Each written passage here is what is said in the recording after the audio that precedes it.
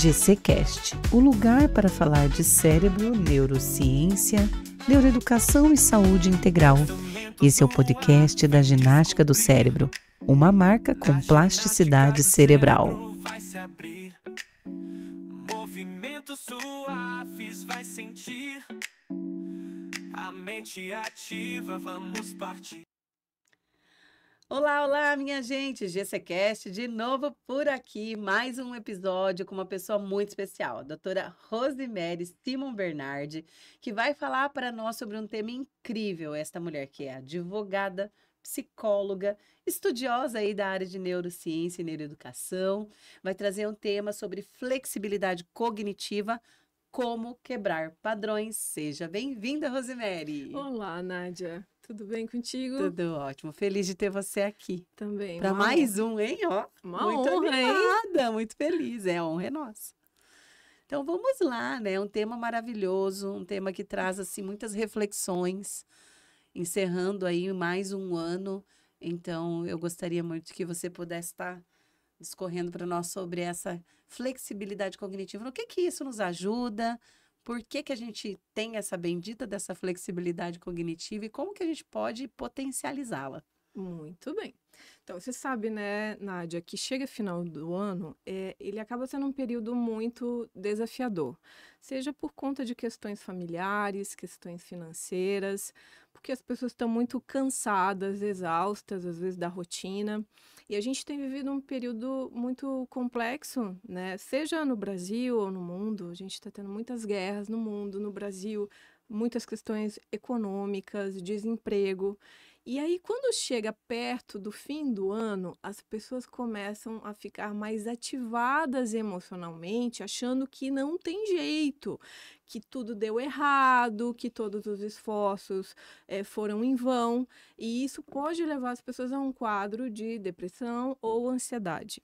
E aí que a gente tem como pulo do gato olhar para a flexibilidade cognitiva, porque por pior que esteja a situação, nós temos inúmeras possibilidades de lidar com ela, e não é somente uma, né? Porque às vezes, quando as pessoas estão muito ativadas emocionalmente, elas acabam achando que não tem outra saída, que o único caminho é o do abismo. Então, trabalhar terapeuticamente a questão da flexibilidade cognitiva acaba sendo muito importante, até como uma proteção, né, da sua saúde mental. Eu acredito sempre que, por pior que seja a situação, você tem no mínimo dois caminhos, né? A gente nunca tem uma única opção. E é difícil quando a gente realmente está envolvido em várias situações, seja elas emocionais ou, né, situacionais, em relação à questão financeira e tudo mais, que também desperta gatilhos emocionais. Mas é importante a gente poder ter esse apoio, né? E como desenvolver isso? Então, a gente tem hoje muitas linhas na psicologia, mas uma que eu gosto demais é a terapia focada na compaixão. A compaixão, ela nos convida a olhar de uma maneira gentil para as nossas dificuldades, para quem nós somos de verdade, porque a partir dessa aceitação radical de quem nós somos e de como nós estamos, que a gente consegue fazer alguma intervenção para buscar uma solução. Então, eu gostaria de estar fazendo um paralelo para ficar bem claro, né? A diferença, por exemplo, entre compaixão e autoestima. Excelente. Né? A autoestima é algo que é contingencial. Ou seja, se eu estiver próximo a pessoas mais inteligentes do que eu vou achar que eu sou burra. Mas se eu estiver no meio de pessoas que eu considero menos inteligentes do que eu vou me achar inteligente. Então, dependendo do contexto externo, eu tenho mais ou menos autoestima.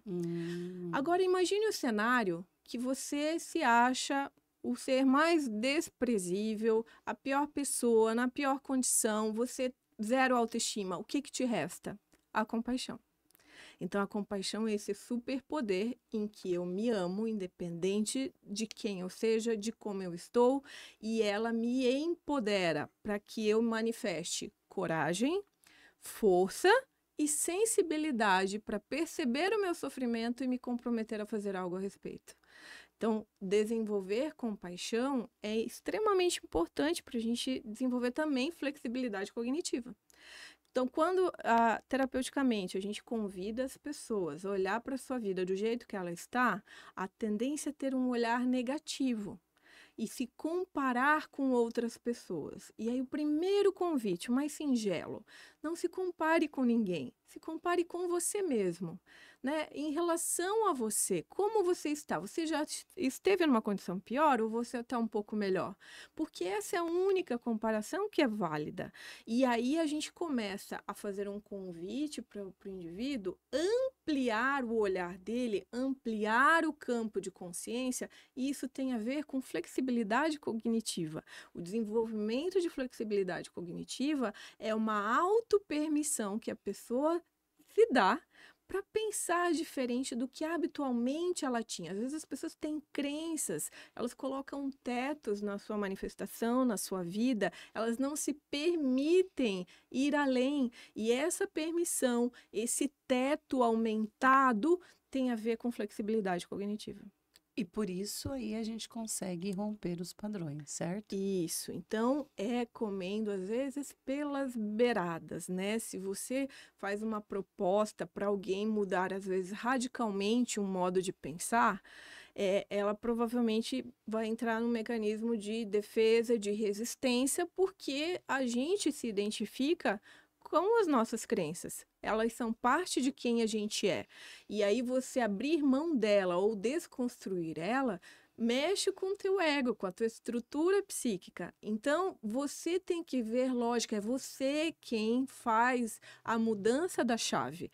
Alguém de fora pode fazer algum apontamento, mas só quando você ver que aquilo tem lógica para você, é que efetivamente você vai se engajar na mudança. Ok, bacana. E essas são estratégias terapêuticas. Isso. Muito bem.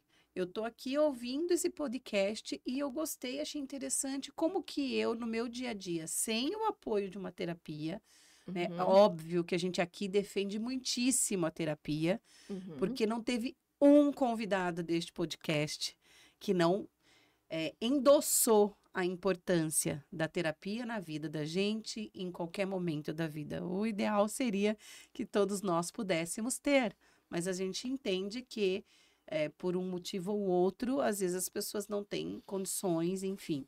Para aquela pessoa que agora fala, nossa, como que eu posso aplicar? Deixa aí 1, 2, 3 dicas, o que você puder, para que essas pessoas possam executar isso no seu dia a dia. Porque eu vejo, Rose, que o que muito acontece, as pessoas têm pouca visão daquilo que elas estão vivendo. E quem está no olho do furacão, nem sempre vai ter essa capacidade de ver uma saída. Né? Então, como que eu posso despertar para isso? Né? Que tipo de estratégia eu posso estar utilizando? Eu vou dar várias. Você falou que eu posso dar 2, 3, vou dar um monte, tá? Excelente. Então, vamos lá. Quanto mais, melhor. Primeira estratégia. Ao acordar, ao invés de você pular da cama e fazer os rituais que habitualmente você faz, você vai buscar olhar qual é a sua intenção para o seu dia. Pouca gente para pensar sobre isso. Qual a intenção? Qual a minha intenção? Hoje o que eu quero para o meu dia? Eu quero ser feliz, eu quero ser produtiva, eu quero acabar de limpar as minhas gavetas. O que eu quero para esse meu dia? Porque aí você amplia o campo de consciência. Ampliar o campo de consciência é algo muito prático porque nós tendemos a ir para um modo operandi de piloto automático e estarmos mais inconscientes do que conscientes. Perfeito. Então, acordei, o que eu quero para o meu dia? É uma primeira, né? Por mais simples que seja, que nem você falou, as gavetas. Já é uma quebra de um padrão importante, de que eu acordo e eu faço sempre a mesma coisa. Tem gente que vai ao banheiro, tem gente que pode fazer uma oração, enfim, independentemente da sua rotina, você pode estar implementando um pequeno movimento que é interno. É como virar a câmera para dentro. Você faz um convite para você mesma, como que eu vou... Que intenção que eu levo para o meu dia? E o dia fica completamente diferente. E aí, como consequência lógica desse convite, no final do dia, você vai parar para olhar. Eu consegui atender a minha intenção? ou eu me desvirtuei da minha intenção e atendi outras motivações ou de outras pessoas. Então, esta reflexão no início e no fim do dia pode ser extremamente rica para te trazer informações do teu jeito de funcionar. Para sair do ponto cego de você mesmo, que você falou, as pessoas não se dão conta. Então, estratégias para aumentar a lucidez são muito válidas, né? Como que eu posso também, outra maneira de aumentar a minha lucidez? Estou aí, às vezes, numa turbulência de atividades, engatando uma atividade na outra, e eu fazer pequenas pausas entre uma atividade e outra, que é um pequeno espaço de respirar. Então, eu estava falando com você, aí nós encerramos a nossa conversa, eu respiro e aí eu entro em outra tarefa. Eu faço uma pequena pausa. E isso me gera também uma ampliação do meu campo de consciência, né? Ainda temos uma técnica proposta por Roberto Assagioli, que foi um psiquiatra italiano que propôs a psicossíntese. Ele diz que no final do dia você pode fazer a técnica da revisão noturna.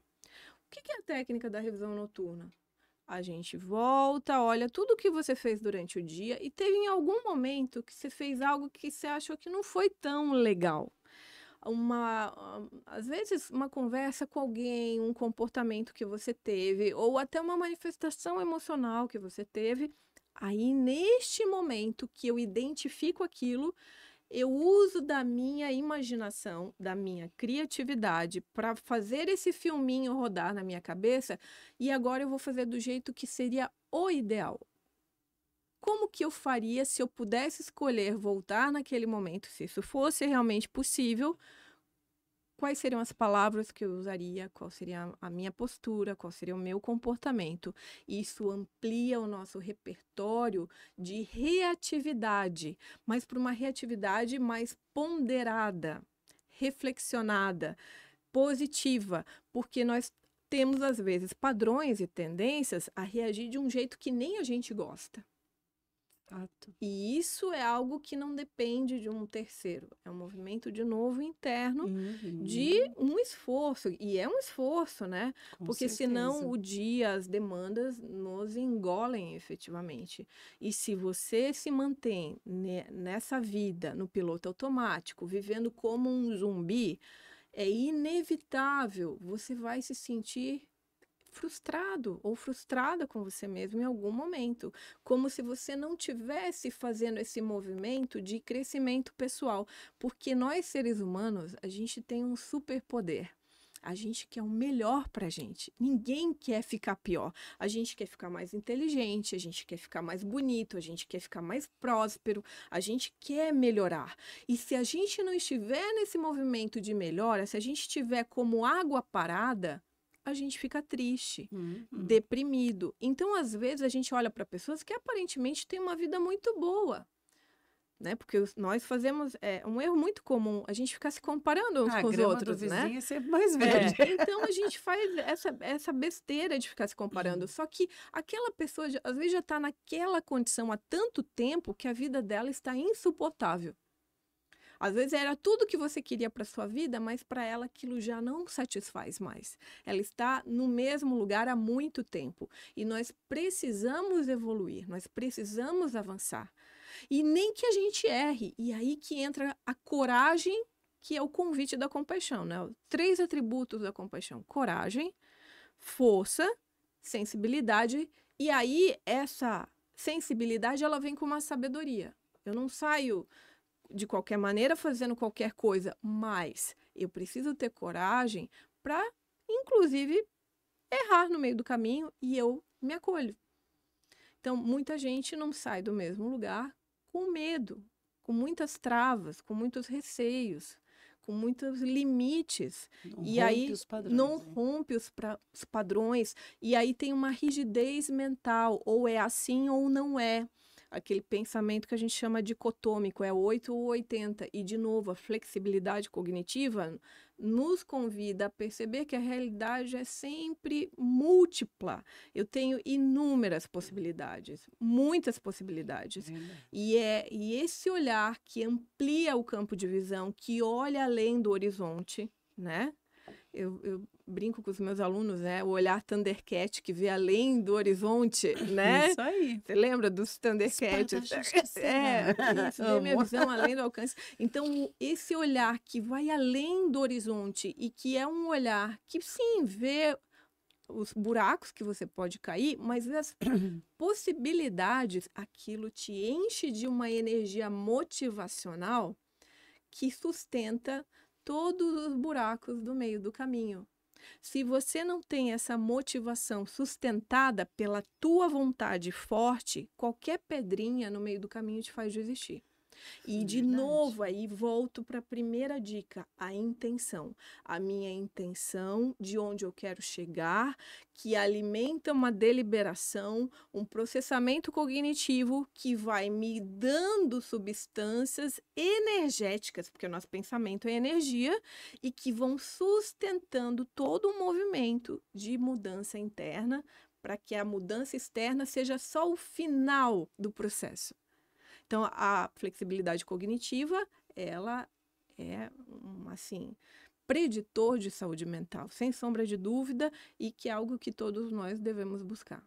Maravilha! Nossa, já consigo só pensar numa coisa, nas estratégias da ginástica do cérebro, porque, de fato, tira a gente de um processo de zona de conforto, né? Traz muitos desafios e impacta nessa flexibilidade cognitiva. E aí, a ginástica do cérebro, né? Com todas as honras, né? Tenho que aqui fazer minhas reverências a você. Imagina. Que fenomenal. A estimulação cognitiva, ela quebra paradigmas. Por quê? A nossa educação tradicional nem tangencia, nem chega perto do que uma aula da ginástica do cérebro faz com as pessoas que se submetem a essa estimulação cognitiva. Porque nós, sim, temos uma capacidade cerebral subutilizada. E nós, enquanto humanidade, precisamos expandir essa utilização do cérebro. E essa é uma missão que é, assim, das mais nobres que eu conheço hoje. A ginástica do cérebro realmente é fenomenal.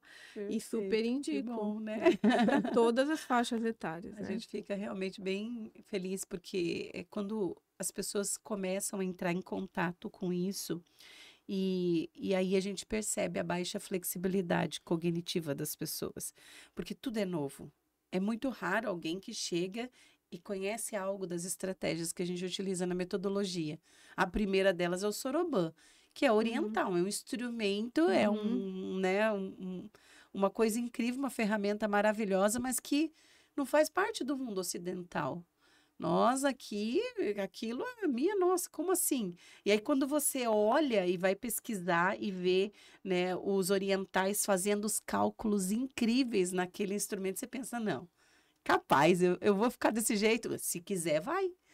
Porque a gente pode ficar, a gente pode chegar aonde quiser, é só determinar.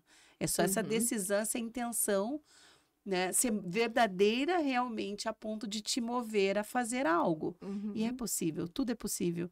Então, você começa rompendo aquele padrão. E tem pessoas que estão há 1 ano, 2 anos, e mesmo assim, toda vez é uma resistência na hora da atividade. Nós, seres humanos, a gente, infelizmente, tem mecanismos de defesa do ego muito sofisticados, em que a gente tem uma mega proteção do nosso ego. Então, tudo que nos gera algum desconforto, a gente tem uma tendência a refutar, ou a se esquivar, ou dizer, isso eu não gosto, isso eu não quero, isso não serve para mim, quando, na verdade, aquilo seria a cura de muitos problemas, né? Porque quando você mexe com o cérebro e habilidades cognitivas, é inevitável, você mexe com todo um sistema orgânico, ou seja, não é só saúde mental, é saúde emocional e saúde física, né? Hoje, na psicologia, a gente chama saúde psicossomática. Então, quando você trabalha para o teu cérebro pensar melhor, com mais clareza, com mais coerência, com mais logicidade, você acha que isso não vai impactar suas emoções? Muitíssimo. Você acha que isso não vai impactar as estruturas biológicas do teu corpo? É natural que seja assim. Porque quando a gente está aprendendo, aquilo vira uma cachaça. É tão motivador aprender e avançar e perceber que você passou por aquele estresse inicial e conseguiu agregar uma informação nova, um conhecimento novo, que quem experimenta isso não quer mais voltar atrás. Não Então a mesmo. gente só tem que romper com essa resistência inicial, né?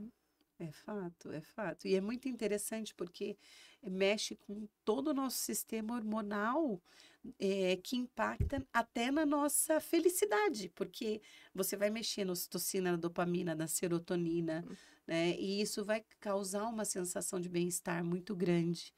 Eu vejo assim, para mim, eu, Nádia, Uhum. enquanto pessoa, a aprendizagem, o me apropriar de coisas novas, me causa uma emoção assim muito extasiante. Eu amo, sabe? Uhum. Adoro aprender coisas novas e isso me deixa assim muitíssimo empolgada. Então eu acredito muito que a gente precisa utilizar isso de forma muito positiva para atuar. E nesses casos especificamente aí de ansiedade, depressão, né, Uhum. cuidados com a nossa saúde Uhum. mental, porque existem correntes também que trazem hoje, Rose, que estar saudável é uma decisão. Se é uma Uhum. decisão, passa por onde? Pelo cérebro. Eu vou falar bem Pelos... baixinho que ninguém sabe. Pelo cérebro, total. Uhum. Né? Então, passa por todo o nosso mecanismo, sistema límbico, né? Lobo frontal, enfim, as áreas que vão estar ativando o nosso pensamento de raciocínio lógico, é a lógica, certo? Mas as Uhum. emoções, muitas vezes, elas sobrepassam.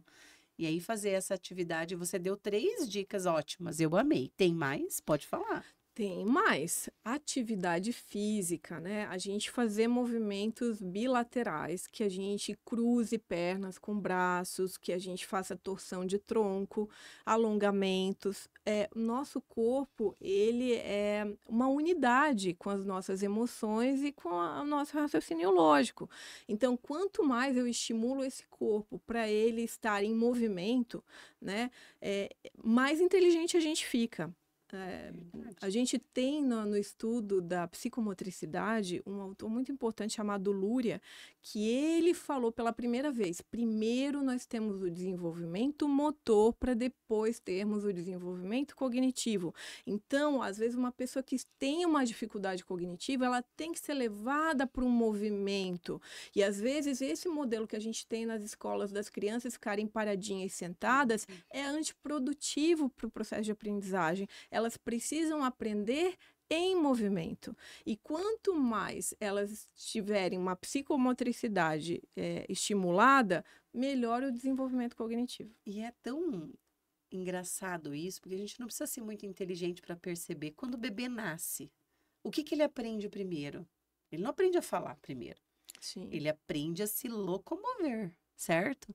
Ele vai erguer cabeça, ele vai sentar, ele vai gatinhar, ele vai andar, e aí a fala vem na Isso. sequência. Uhum. Não é assim? Isso E mesmo. porque o nosso cérebro ele vai amadurecendo de trás para frente. Uhum. E todo o processo de mielinização da nossa bainha, de mielina, que é um processo incrível que começa lá na fecundação, ele vai se ampliando por todo esse movimento, por todo esse eu tenho que explorar. Por que o bebê nasce com tantos mais neurônios, não é verdade? Verdade. Porque ele precisa aprender muita coisa em um curto espaço de tempo, é sobrevivência.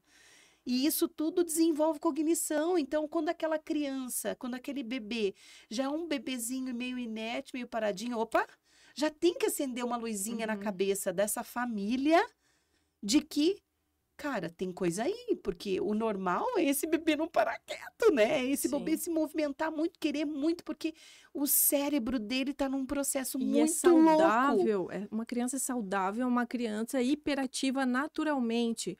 E aí a minha preocupação desses diagnósticos de hiperatividade, já querendo levar para uma medicalização, às vezes é necessário, né, quando é disfuncional, mas é natural que as crianças não Não queiram parem, ficar paradas, não parem. né? Então o nosso modelo educacional que precisaria ser revisto, né?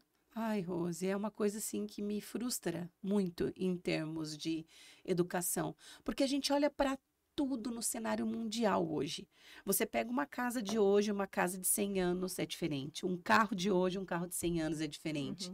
Você pega uma foto da escola de hoje, uma foto da escola de 100 anos, é igual, é um olhando para a nuca do outro. Gente, quando que as pessoas vão entender? Eu fico aqui falando e expondo quando eu posso, aonde eu vou sobre essa questão.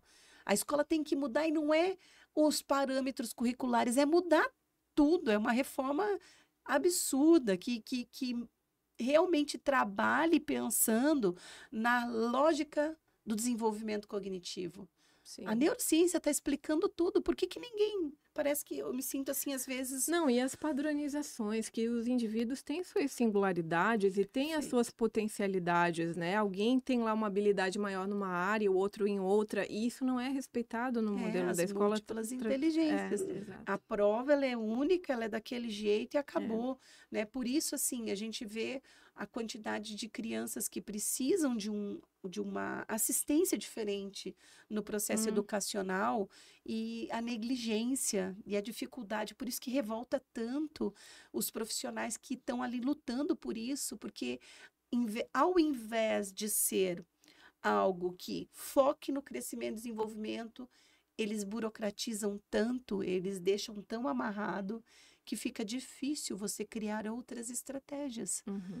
Né? Então, tenta montar uma escola dessa hoje, o MEC não aprova, porque você vai estar totalmente fora dos parâmetros curriculares nacionais. Exatamente. Então, eu vejo que a minha contribuição para o mundo hoje, e isso eu chamo de legado, é realmente trazer, através da estimulação cognitiva, essa estalar de, sabe, de olhos, de visão, de tudo. Porque é impossível a gente não perceber o quanto os adolescentes de hoje, os jovens de hoje, são nativos digitais.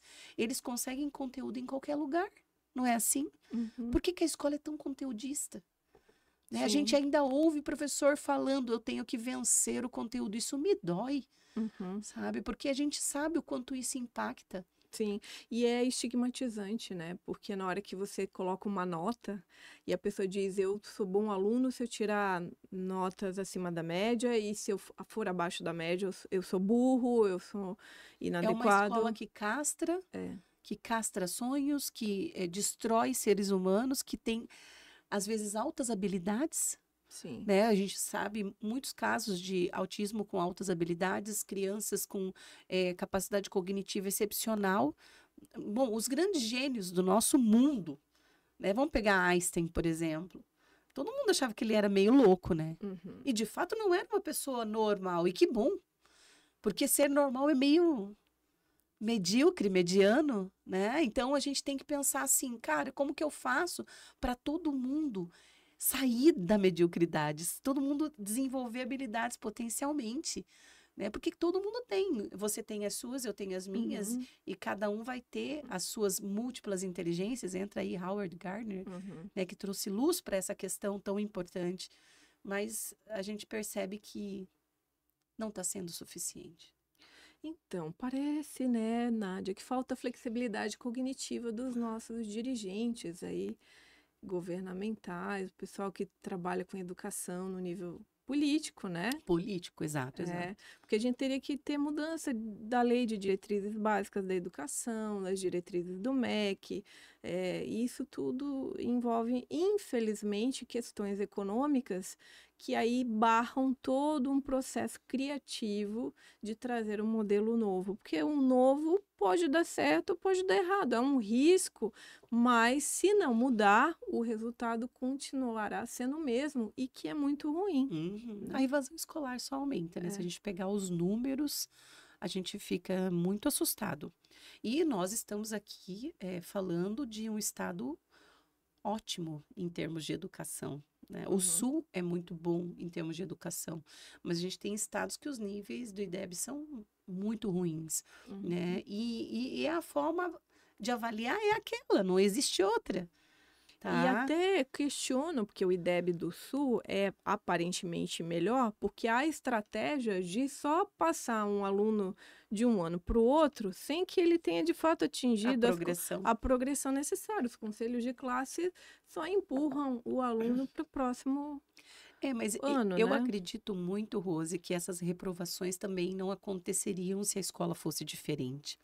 Porque aí Uhum, valorizaria aquilo que aquele aluno que não é bom na matemática, por exemplo, mas que é bom uhum, em conhecimentos gerais ou história e geografia, né? Que aí entra outras múltiplas inteligências, outras habilidades. Por que que ele não pode ser 10 também? Por que que só quem sabe os currículos básico, né? Ah, uhum, e por que não desenvolver lógica de uma forma mais prática, mais vivencial? Porque é uhum. totalmente contraproducente a gente falar que uma criança tem que decorar a tabuada antes dos 12. Existem estudos que provam que a gente não tem a habilidade ainda de abstrair. Claro, e isso para aquelas crianças típicas que têm um processo de desenvolvimento cognitivo dentro das faixas É corretas. chamado de pseudonormais, né? Exatamente. E as atípicas que às vezes têm uma perda aí nesse processo, ou uma imaturidade que acontece, o Uhum. processo chega, mas chega depois, que não está dentro da idade cronológica, que não tem, né, uma associação do biológico com o cronológico.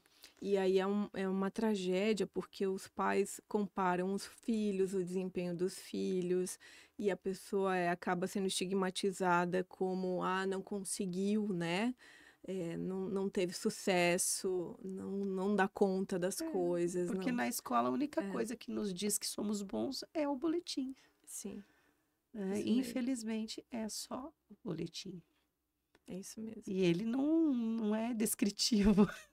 Então, Uhum, tem muita coisa que a gente precisaria. Eu acredito que no mundo ideal educacional não haveria reprovação, né? Essa progressão de um ano para o outro, ela teria outro tipo de visão, né? uhum, E isso daqui eu estou assim pensando anos-luz aqui na frente, né? sim, Porque uma mudança no sistema, em toda essa esfera, ela realmente. E precisaria de cérebros mais, digamos, consistentes, mais evoluídos, para poder pensar esse sistema. acho que o Né? seu já dá conta, né? Eu acho. Obrigada, amiga. Juntar o meu, o seu, pronto, já Eu acho que a começa uma gente consegue. revolução. Aham. Não, eu acredito que esses cérebros já existam, né? Já estão presentes entre nós, mas pensa, eu educacionalmente, falando de educação mesmo, eu fui muito frustrada em vários anos da minha vida, né? Porque eu fui aprender a aprender matemática no magistério, por causa das metodologias. E isso porque lá tinham professores incríveis que me mostraram outra visão. Porque eu tinha um medo muito grande de pensar como que eu vou ensinar uma coisa que eu não sei. Eu não sabia para mim, eu tinha dificuldade de entender lógica. E hoje eu acho maravilhoso, né? Incrível. E para mim foi um despertar muito grande. E eu acredito que muita gente passa por isso. Sim. Mas também existem aquelas pessoas que se tomam por fracassadas, que não entendem que elas têm outras coisas que elas são boas, E que de repente, desistem. exatamente, e evadem, desistem, esquecem os sonhos, acham que, né, elas não podem, ou muita coisa também relacionada à parte emocional, porque o pai pega o boletim e olha assim e fala: ah, meu filho nunca vai ser ninguém. Isso pode acabar com a vida de uma criança, Uhum. né? Então, tem muita coisa que a gente precisa realmente transformar digo assim, evolução humana mesmo, né? Para Verdade. que a gente possa ser menos hostis com as crianças.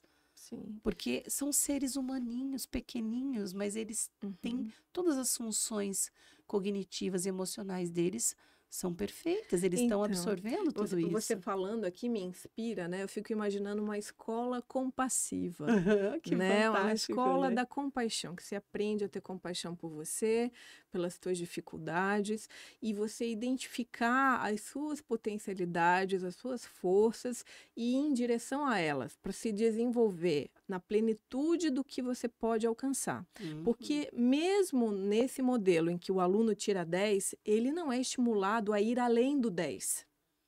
ele também tem um teto, porque e pode ficar muito enfadonha a escola para quem é superdotado, por exemplo. E aquele que fala assim, bom, eu preciso de 6 para passar, eu vou tirar o 6 e acabou. Porque isso daqui é Sim. muito chato. Exatamente. Né? Porque é um sistema chato.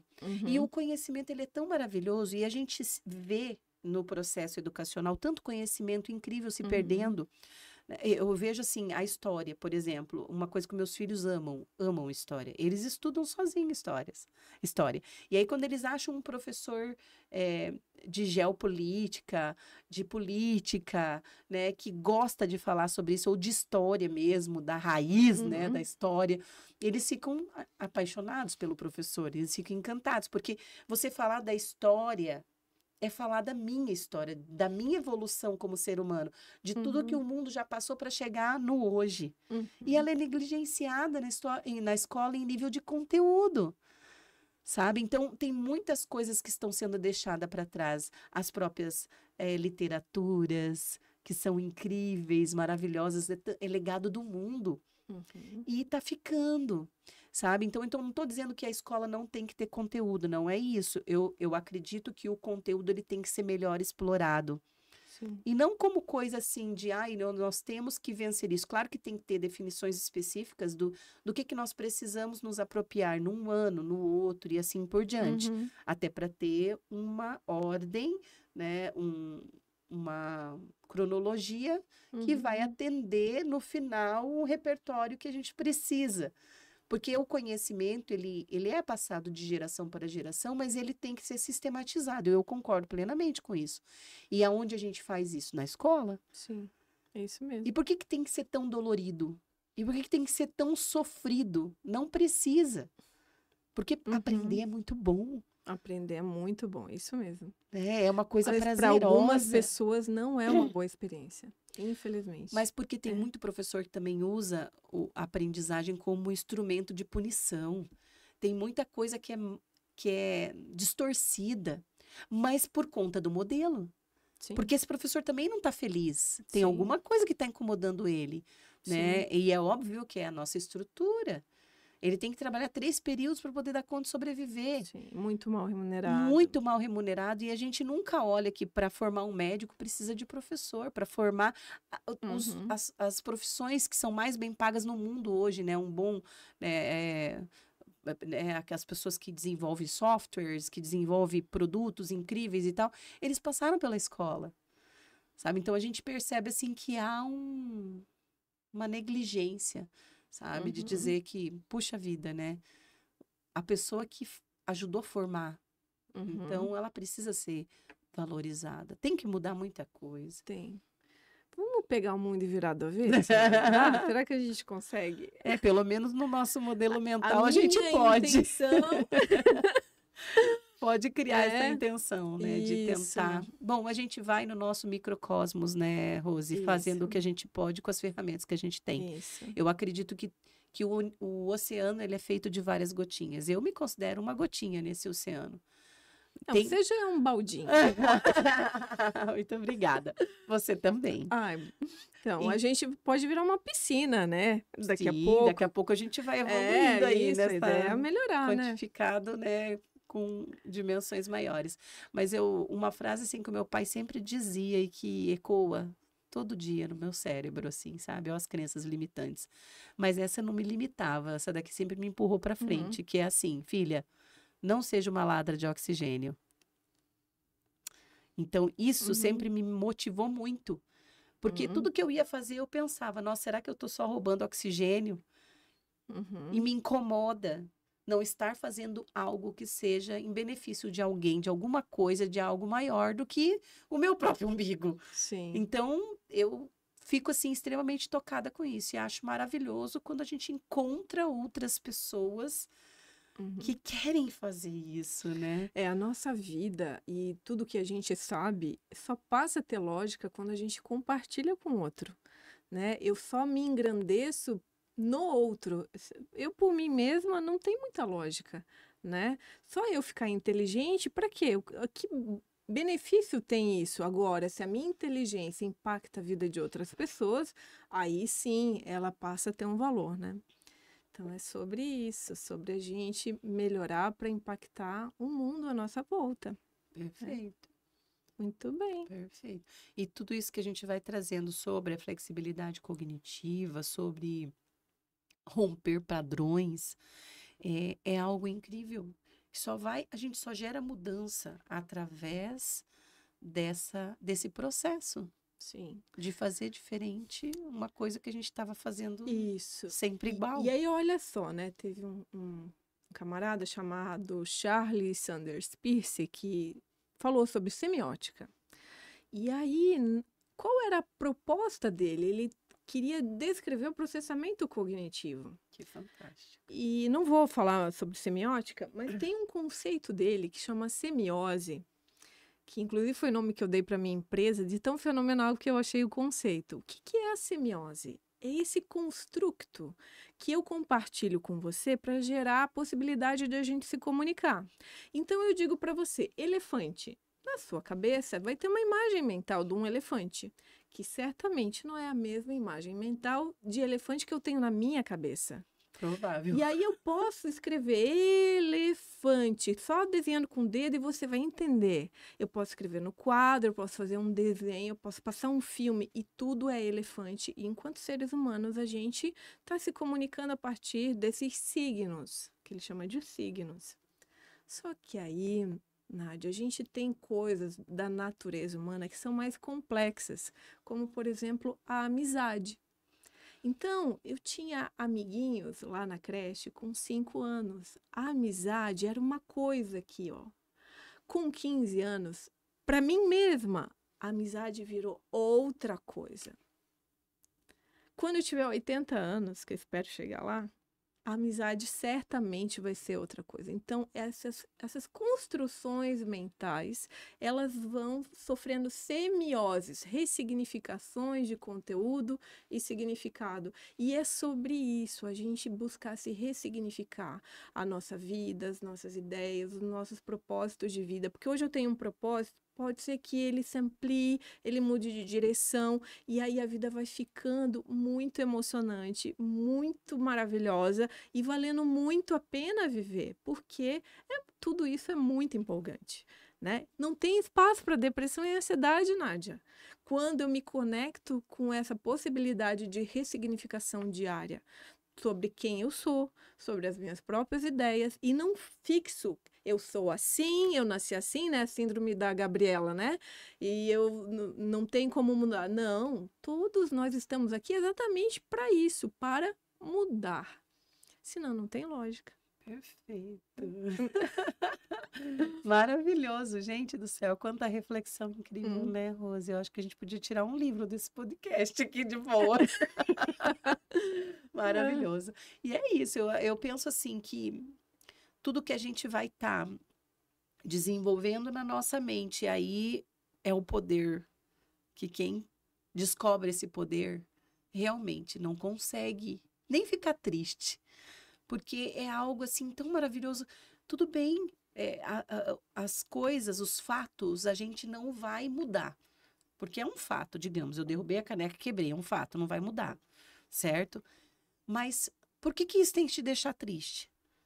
Né? Existe solução, compra outra caneca. Tão simples, né?